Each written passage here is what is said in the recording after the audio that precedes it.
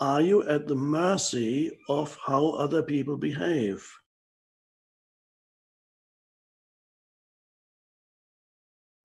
Do you react?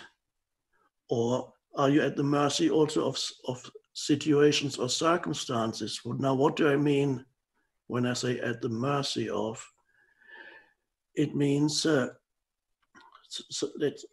somebody is angry at you, the world is full of people who are very angry and frustrated. They may perhaps, they are justified in being angry because life is difficult. So one can always justify anger and frustration and grievances, of course. On a conventional level, often these things are justified. But what do you meet somebody who's angry, says something angry at you, driving, for example. Somebody shouts at you. Are you aware enough not to be drawn into the same energy that the other person manifests? Are you able to simply stay clear and present? Not easy. So but you can only change the world is by not reacting in the same way in which the world impinges upon you or treats you through humans. So you have to be more aware than that. And so that's the world changes when your state of consciousness is no longer determined by other people's state of consciousness that you may meet. Or no, that really is a big change already. If your mental emotional state is no longer determined by somebody else's mental emotional state, that's a huge awakening. And because as long as your mental emotional state is determined by somebody else's mental emotional state, that in Eastern terms, it means it's a perpetuation of karma.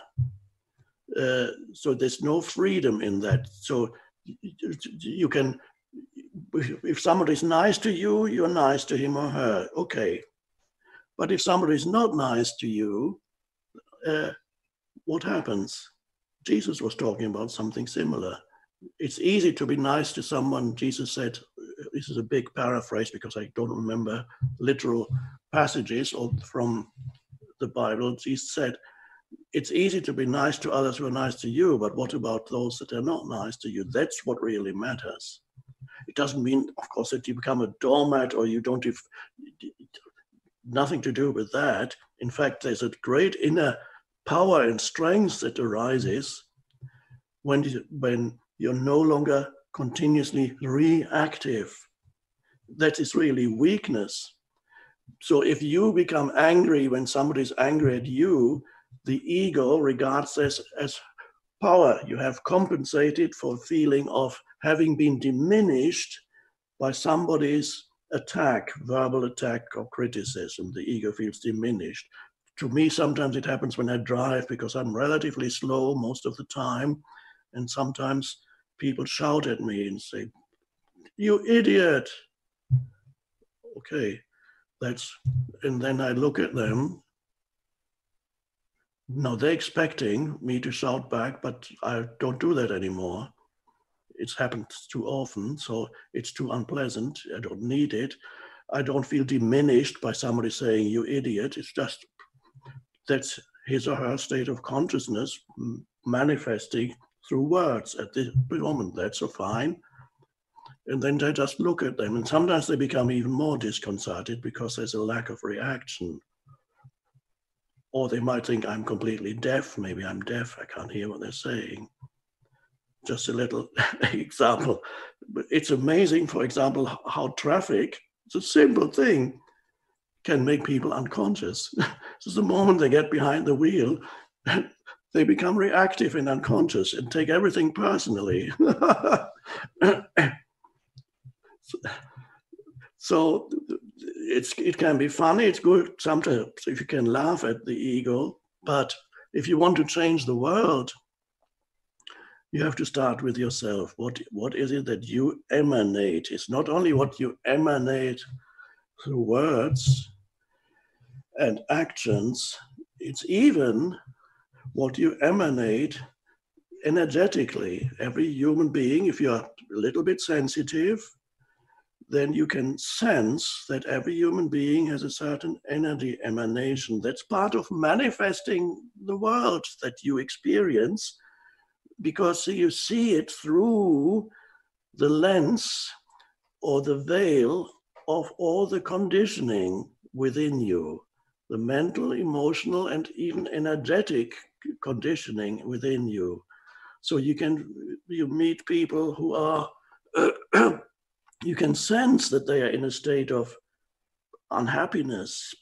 It's a generic term that could mean many things. They are in a state of ultimately suffering, because even a person who is angry is really suffering. They don't know they're suffering, but it's an unpleasant state and it affects the body. That's that kind of stress that anger represents affects the harmonious functioning of the body, the immune system, the heart, blood circulation, everything. So it's not only not ultimately not pleasant, it's harmful. First, it's harmful to your body, it's harmful to other human beings, unless they are immune. And so if they are immune to a negative emanation from another human being, now you can't do that through a vaccine. That's the kind of immunity that can alter. That immunity is awareness, presence. So you're not at the mercy of other humans. You are free. You may not succeed every time, because humans can be very difficult. Not you, just other humans. So humans can be really difficult. And you might have noticed when you are interacting with humans and you have discussions, another interesting fact you might notice, that you are always right and the others are always wrong. It's a very strange fact.